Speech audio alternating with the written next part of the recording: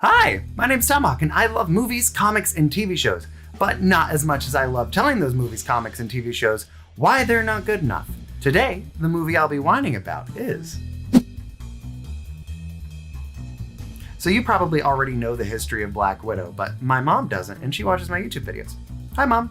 So here is a quick character bio for Black Widow in the MCU. Natasha Romanoff first appeared in Iron Man 2 in a supporting role, but was fleshed out in subsequent Avengers and Captain America films in a supporting role.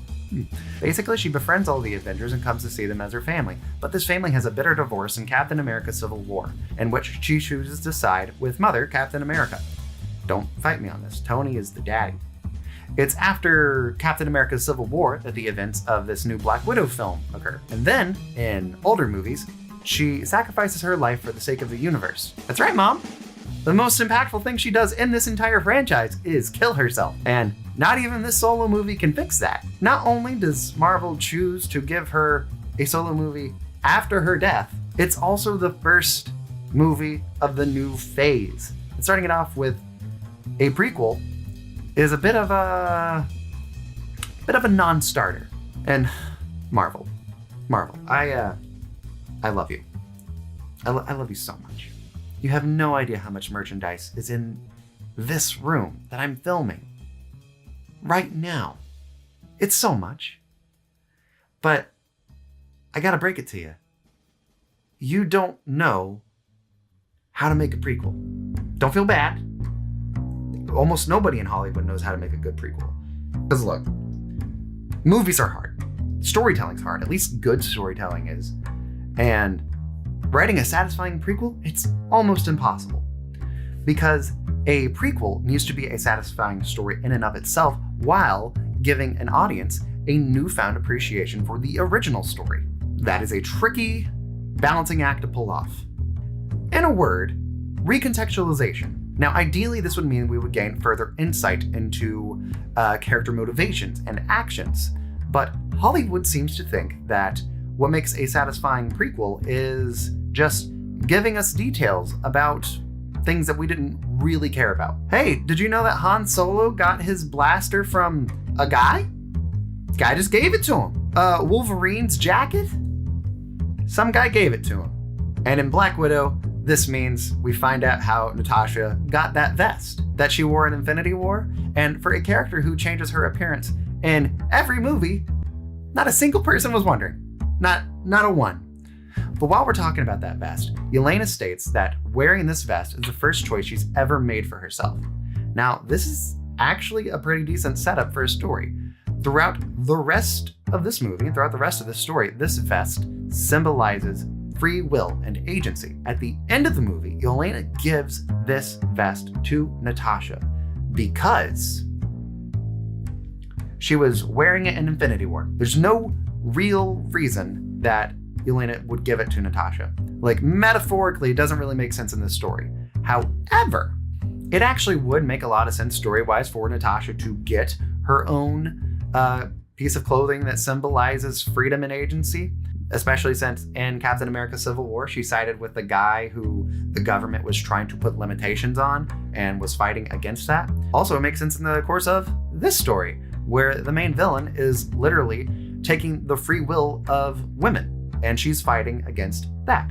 So, yeah, it makes sense, but I don't like the way you did it.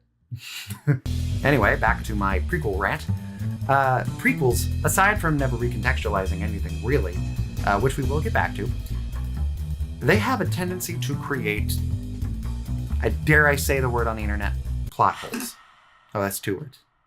Anyway, in the future, if you're doing an MCU rewatch, I'd be willing to bet that you are going to watch Black Widow before you watch Infinity War and Endgame, because the entirety of it takes place before those movies, and it's not like it changes your perspective on how those movies should be viewed. Like if Natasha had gotten replaced with a Skrull in this movie, it would make sense to watch this movie after, be like, oh, Natasha died. No, the Natasha that died was actually a Skrull. That didn't happen. This is just a movie. It feels like it should have come out after Civil War. But the next time that you watch Endgame and the scene pops up after Natasha's death and Tony goes, did she have family? And Steve goes, yeah, us. You're gonna think, well, she also had her weird fake Russian spy family, which is a problem because now the new movie Black Widow is negatively impacting your viewing of previous movies going forward into the future. The movie Black Widow actually hinders Natasha's entire Endgame story. This clip right here is the entire motivation for Natasha throughout the entirety of Endgame. I used to have nothing. And then I got this.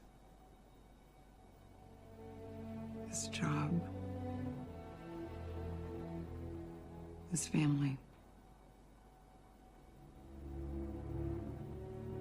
And I was better because of it. But she didn't have nothing because she had her weird fake Russian spy family. The current version of Natasha's story in Black Widow is learning to accept her weird fake Russian spy family and make peace with her past, overcoming her past trauma. The movie basically ends with her saying, hey, if my weird fake Russian spy family can work things out, maybe the Avengers can work things out too. Which is the opposite story of what the movie should be telling. If we use the Black Widow solo film to recontextualize her death, we can make her death more impactful, not less. So, how do we do that? Well, we take her motivation for wanting to keep the Avengers together as a unit, and then we just pack it a little deeper.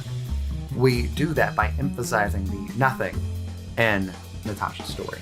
In my version of Black Widow, she would start the movie fairly nonchalantly accepting the breakup of the Avengers. She liked the team, but ultimately she realizes that they have decided to go their separate ways, and this isn't the first time something like this has happened for her. She's had to leave the KGB before, she's had to leave the Red Room, she's had to leave S.H.I.E.L.D., she's had now to leave the Avengers. She did her best to keep it together, it didn't work. She just needs to shrug it off, because this is the same character who always says, nothing lasts forever. But Natasha learns that Dreykov might still be kicking around in the Red Room as well. So she teams up with her weird fake Russian spy family to help her overcome past trauma. She reluctantly learns to trust them again, and then they need to betray her.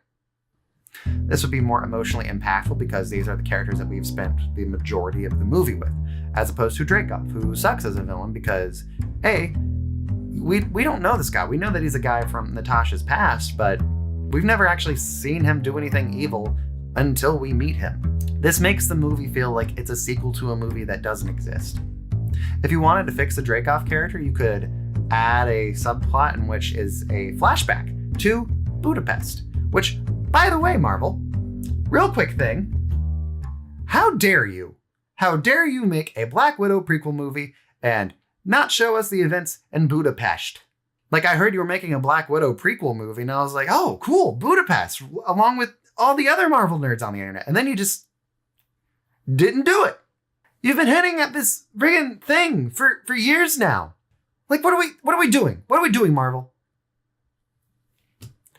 It's a weird choice. Weird choice. Anyway, but in my version of this, the main villains in the movie are Natasha's weird fake Russian spy family. I think they should eliminate Dreykov, and then they want to take over the Red Room. They want to step into his position. And Natasha, being disgusted at this, is like, whoa, no. And then she's forced to reluctantly fight her weird fake Russian spy family that she's been trying to make peace with throughout the course of the movie. I know you want to use Yelena for future projects, so maybe you could have her land somewhere between Natasha's goals and the fake mom and dad, and have her just kind of land on the ground and be like, I'm gonna go do my own thing. But having Natasha's family be the villains in this movie also eliminates a lot of the plot holes from Endgame, because she's not going to view them as her family anymore. She's not going to try and reach out to them when she's got a makeshift Avengers team at the beginning of the movie. It also explains why they're not fighting in the final battle against Thanos. Because if Black Widow had come out before Endgame, I'd be willing to bet one of the portals during the portal scene would have included that legion of Black Widows that they free and are now just roaming the earth. But also, most importantly, the betrayal of Natasha's weird fake Russian spy family will make her realize the only people that she trusts are currently on the run from the government. This movie should fill the gap between the Avengers being a team that Natasha likes and would like to stay together, and the Avengers being her family, and that she needs to stay together. She should end the movie rejecting the family that was assigned to her and accepting the Avengers as her real family, because the ultimate message of Black Widow should have been, it's not the family that you're given that matters. It's the one you choose. Thank you so much. Please subscribe to my YouTube channel. I greatly appreciate it. It's pretty small, but hey, we're having fun here. I have a couple of podcasts you might want to check out. I have a show called Tomahawk and Stew Pitch a Podcast, where we come up with fun and silly ideas for podcasts and then we sort of improvise a sample of each one. I also have a show called The Silly Cast, and there are a lot of really weird Marvel topics over there that I promise you haven't heard anywhere else. There was an episode early on that was called What If Seinfeld Took Place in the Marvel Universe? Comment below if there is a movie or a general topic you would like for me to tackle in this series in the future. I look forward to doing more of these. I am trying to improve the setup. I hope you like it. Bye, Mom!